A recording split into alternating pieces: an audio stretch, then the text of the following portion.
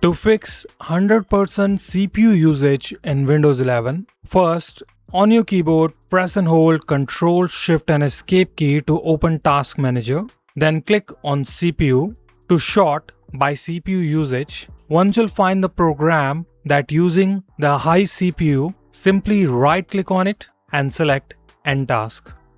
If you're getting Windows update that using the high CPU, then wait for a while so that it can complete. Afterward, restart your computer. If you are running Windows Defender or any antivirus, then you have to wait for a while. Either schedule that scan for later. After this, you need to scroll it down to find Windows Explorer. If you can't find it, then click on Name. Scroll it down. Here you can see Windows Explorer. Simply right click on it and select Restart. After this, click on Startup. From here, you need to disable the application you do not want to start automatically when you boot your PC. So select that application and click on Disable. Do not disable important application which you need for to boot your Windows 11 properly. After this, right click on Start and select Run.